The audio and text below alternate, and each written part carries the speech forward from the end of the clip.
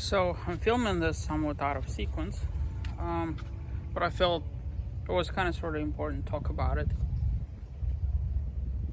Today I got the Morflate inflate hoses, so I'm gonna be talking about them in a separate video.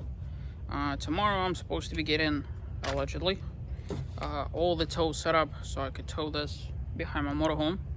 But today I wanted to talk about this.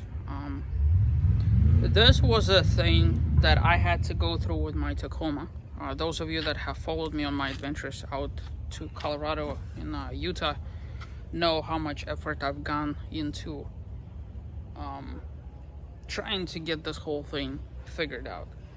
It's a lot of things going on, so you might wonder, well, why do you need this anyways? Well, when you are in Moab, it is very, very far from the closest gas station. And when you are in south, I'm guessing east Utah, it's the same deal, especially if you ever go to like Needles where Elephant Hill is. If you do a lot of wheeling in places like Hajo Canyon, no gas stations, right? So every trip back to town takes you time, and time is not a resource that you have. Considering especially distances, it's like 50 miles this way, 50 miles that way, and plus you gotta, so it's just better to have gas with you. As for water, naturally, because I have my motorhome over there, motorhome holds about 55 gallons, right? Now, if you're, full-time living in it, like I was for several months, gotta take showers, gotta, do all that stuff. But the problem is, if you ever wanted to like dump the tanks, you have to coordinate that with taking an entire RV, going all the way to town, which is a very long distance. But your tanks isn't what gets full right off the bat. It takes a while. So that was the easy part. But the difficult part was actually topping off my water tanks in there so I could, shower. Obviously, because I was filthy from all the off-roading. Wash dishes and just be able to cook, that kind of stuff. So I constantly needed water. So in places like Moab, in Colorado for that matter, every time you go to town, you have to maximize your kind of day to make sense of it. You gotta go to the store, you're getting groceries, you're getting gasoline, you're getting water, right? Well, if you need water, instead of taking your entire motorhome, since you're taking your truck, you might as well just take the truck. So that's the reason why I have all of this. This had worked marvelously all through my adventures. It worked beautifully. The problem with this is how much space this actually takes. Now, a Jeep bed is alright, let me go the other way because the sun is that way, right? So Jeep bed is 5 foot, right? My Tacoma had 6 foot bed. So when I did this in my Tacoma, I had far more space behind us so that I could have my inflatable kayaks and all sorts of other things that were like supplies. In this case, what's happening is my bed is shorter by a foot, and second thing about it is that the actual layout of the actual bed is preventing a lot of things in a way that I want. So for example, in my Tacoma, I could actually do this number, right, and stack all of my water jugs in the same straight line. Well, here I can't do that. If I move my gas cans behind, which seemed like a logical choice so that I could put water here, well, every time I need to put gas in the gas can, I need to remove the water. So there's all this logistical stuff that you have to think about. As you know, I'm also getting the camper shell. The camper shell is going to be sitting on this railing over here, and it's going to be there, right? So then all of this space is being wasted. So when I was wheeling, I had a lot of space just wasted. Now in the back here, I had plastic totes that were stacked to the ceiling, so that was okay. But all of this space was just completely wasted. So that's kind of one of the reasons why I wanted to build a platform in the first place. Well, the problem is those are Harbor Freight Tools gas cans and Walmart branded water containers that are sitting, if you notice, higher than the bed rail, right? If this was like one of those proper jerry cans, they would be sitting lower. Well, so what are my options? If I didn't have to worry about water per se, lifting the platform by yay much, which would be about 1.5 inches, I'm guessing, I'd be just clearing this. But the problem with that is that then I need to be able to get this out, right? To fill this up at the gas station and then also put this back. So my other option is to actually elevate it twice, but then I run into a different kind of problem that I'm not gonna be able to unscrew this and remove that, because this is the height of where it needs to be for me to be able to remove this out of there. I know they sell like bladders that you could fill up. That's what a lot of RVers use. My problem is I actually had a wild idea of possibly sleeping on top of this. Not full-time, obviously, but like if in the extremely unlikely event I'm gonna be doing the White Rim Trail proper, not like I've done last time, because I've only done the east and the west, not the in-between portions. But in the extremely unlikely event that I'll do something like that, but then sleeping on top of gas cans doesn't appeal to me either.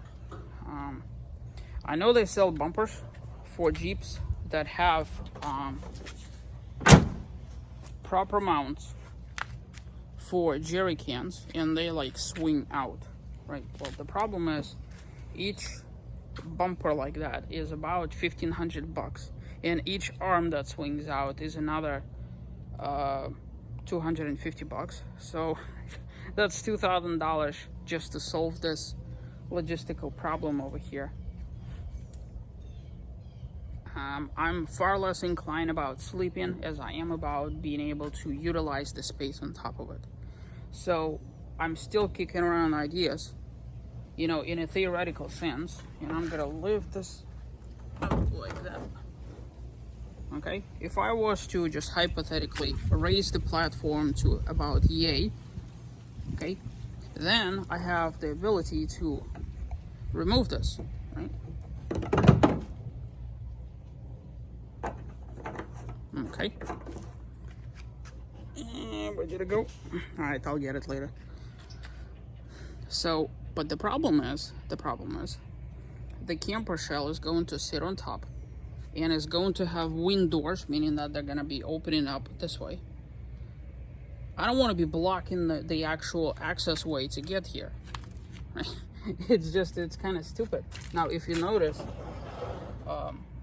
where this is, I still have tons and tons of space over here. So theoretically speaking, with the wind door opening up all the way like a gull wing, like on a Lamborghini, I still have access to all of this.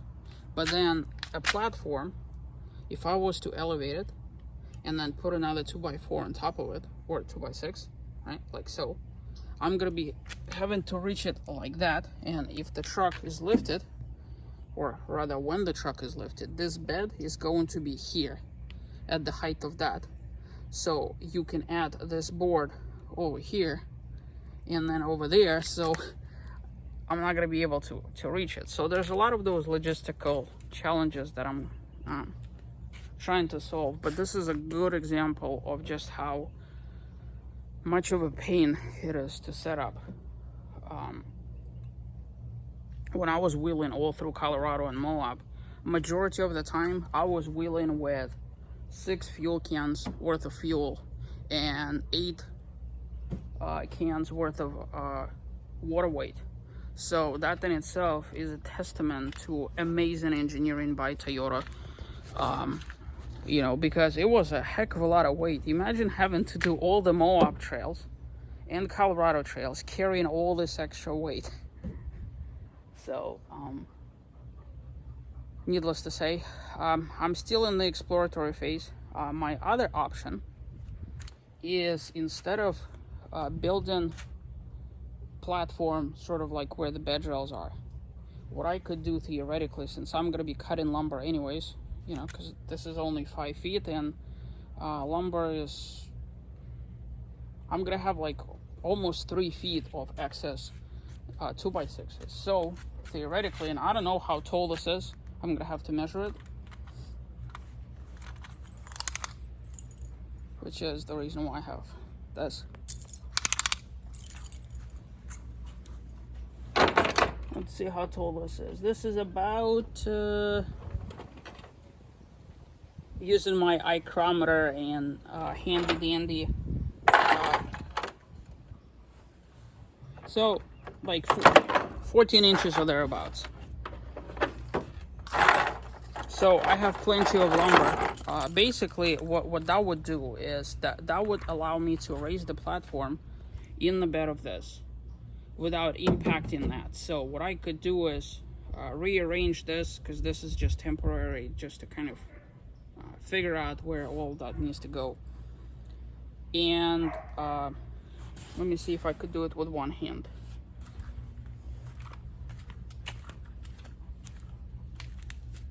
You're gonna have to use your imagination here for a minute.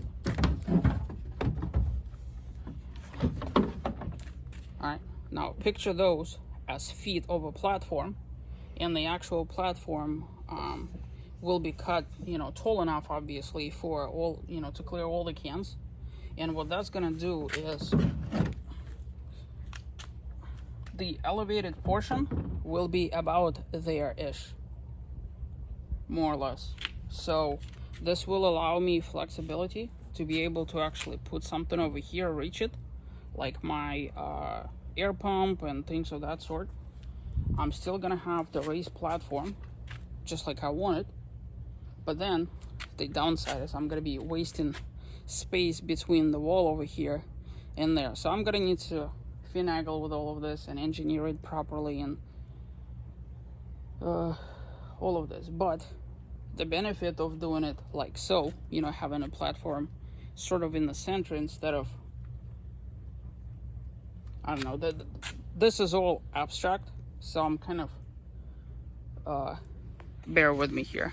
I'm sure this will go through about 6,000 different iterations between here and there. This weekend, hopefully, assuming all the parts arrive, I'm gonna,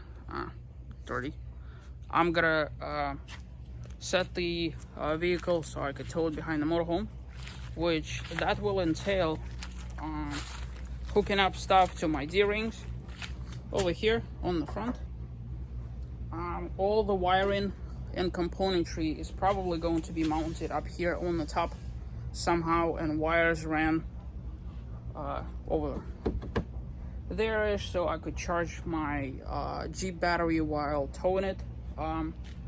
The Blue Ox Patriot 3 brake controller is going to be obviously inside, so there's separate outlet that's going to be connected to the battery, which means I'm gonna have to charge that.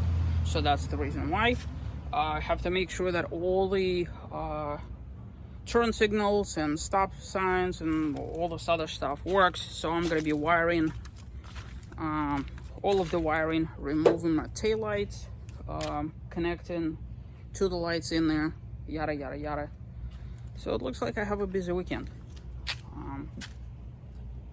And then I'm also going to have to figure out where to put my air pump and where to put, when I say put, I mean like store while driving, because what I want to do is I want to have access to it. I don't know if I'm gonna mount this permanently, because if I do, then I'm gonna need to run wires over here, and I really don't want to be running wires over here, because just, yeah, don't hold me to it. It's tempting. I don't know if I'm gonna do it. Likewise, all of this over here could very well just scrub and just go with something completely different. I'm still playing with all of this in abstract. Preferably, obviously, I would want to have a platform here, flat across. Have a different contraption for the gas cans, and obviously water. But this has worked for me so well that I'm, like it's a sunken cost fallacy at this point. But there's plenty of time. Have a long weekend ahead, and I'll be filming bits and bobs and pieces through the weekend and sharing it with you guys.